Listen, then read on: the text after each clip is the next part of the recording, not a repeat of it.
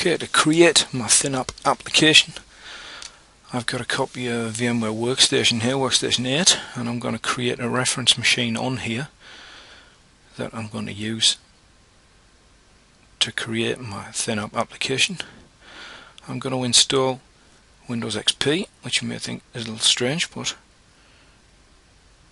good practice dictates when you're dealing with ThinApp applications that you install on the oldest operating system that you're liable to encounter.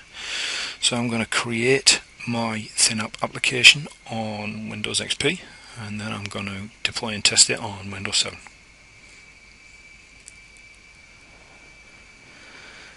I'll just put a little bit more RAM in there than is recommended, but everything else I'll leave on the defaults.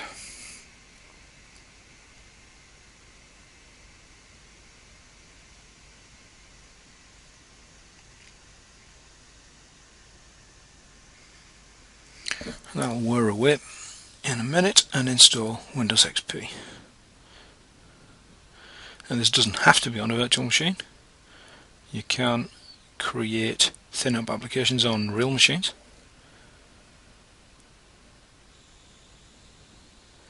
And ThinApp by no means is tied to anything virtual. It's just VMware have got the technology, and you get a copy of it. You get a copy of VMware Workstation with ThinApp, so they recommend you use their technology to make sure you get nice ThinApp applications. They've been built in a clean environment. Once my XP machine is up, you'll notice by default with VMware Workstation it will install VMware tools.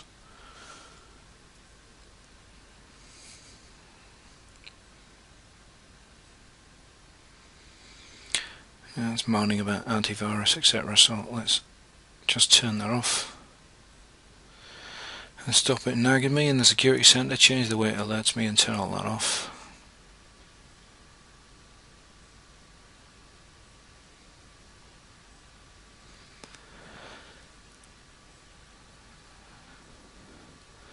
And let's knock the screen resolution up a bit so we can see what we're doing, from something 4:3 to widescreen.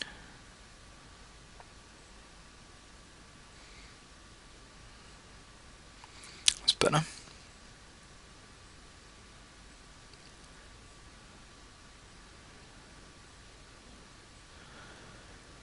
And now that I've got the machine built, I'm just going to close it down. And I'm going to edit the properties of this virtual machine. Edit virtual machine settings. And I want to remove everything I'm not going to need, like the floppy drive and the USB controller.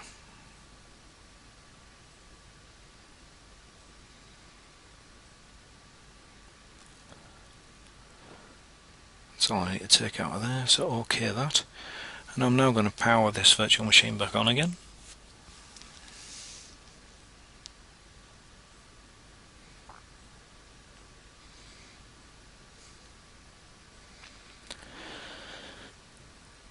So that's my machine up and ready to have ThinApp installed upon it. I'm just going to drag that across from the parent machine onto the desktop.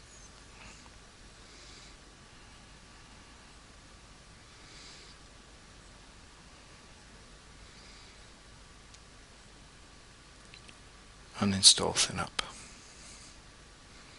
Quite straightforward. All you're going to need to worry about is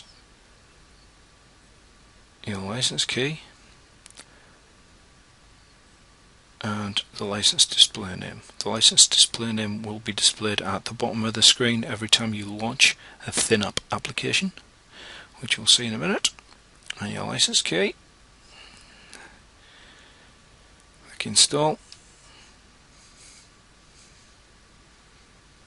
And it really is as simple as that. I don't need the install files anymore, so I'm going to delete them.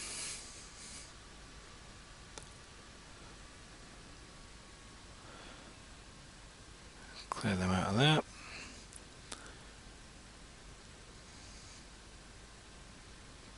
And I'm going to put a shortcut to ThinApp Capture on the desktop. Now I've got a nice clean reference machine. It's considered good practice to take a snapshot of that machine. Then when you're finished, you can roll back here and create more ThinApp applications should you so wish, and each time you'll have a nice clean machine on which to do so. Now the application that I'm going to use is Google Chrome browser.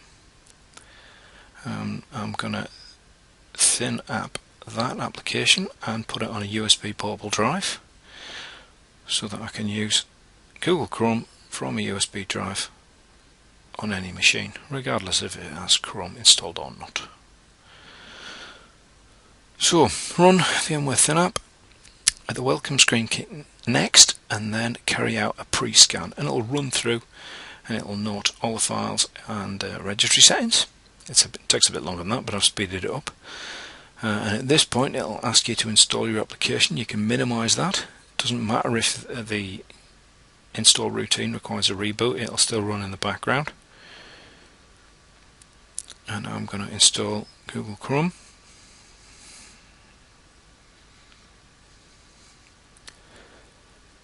Now, being an excellent browser, Chrome already has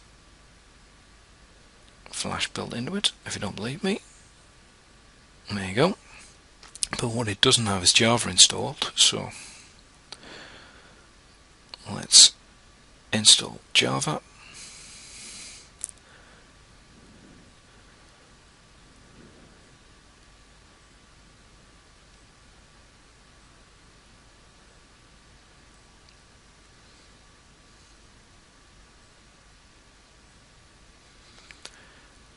Just run the installer.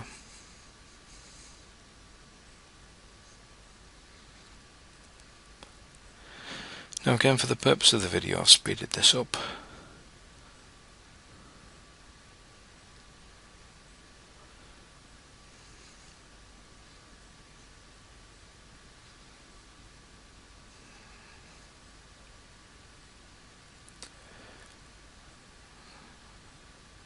That's Java installed. Let's just give it a test to make sure that it is installed and working.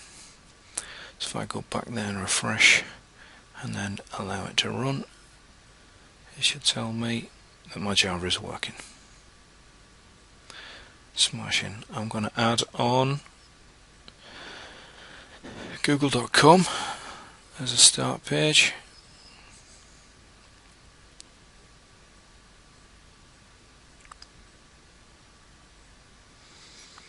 And then if I close that down and just fire that back up again, make that my default, and that's my browser pretty much configured how I'm going to want it in my ThinApp application. Close that down. Now don't forget to delete anything out of downloads, because I don't want that included when it makes its different files and builds, and I don't need that install executable either, so that can go. And I'm going to clear them out of the recycle bin. Now I can jump back into my ThinApp and perform my post scan, and it'll work out what's gone on and what the differences are from when it ran its pre-scan. Entry points are basically all the XEs and MSIs and bits and bobs that it's seen in between the two. The only one that's really pertinent to us is the top one, Google Chrome, so I'll untick all the rest of them. Make sure nothing else is ticked. That's fine. Google Chrome is selected. Click Next.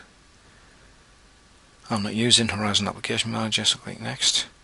In a domain environment, you can lock particular ThinApp applications to groups and users in Active Directory. I'm going to leave it on the default of full write access. Next.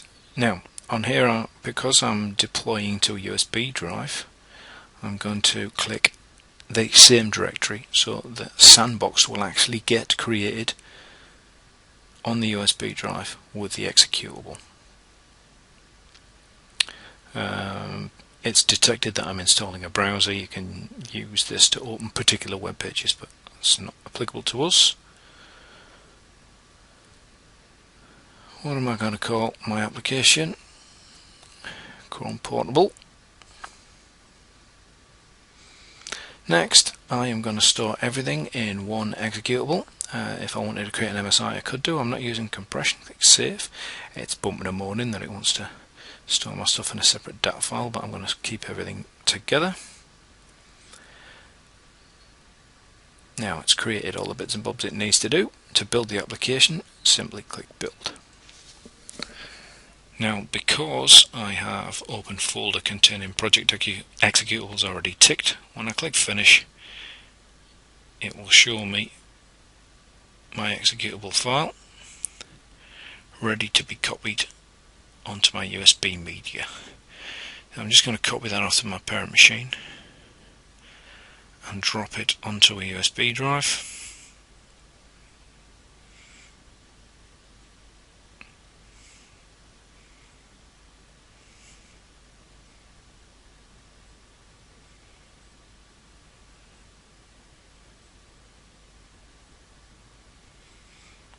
That's it, copying across.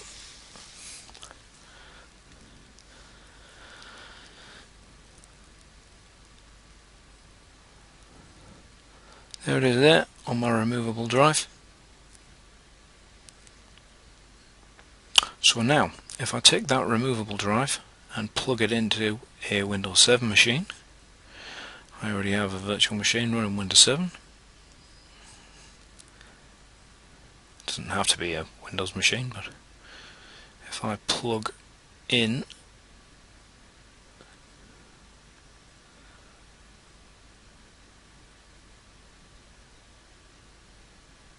and open that up, if I run that, you'll see the first thing that happens is down at the bottom, because that's the name that I typed in when I installed ThinApp.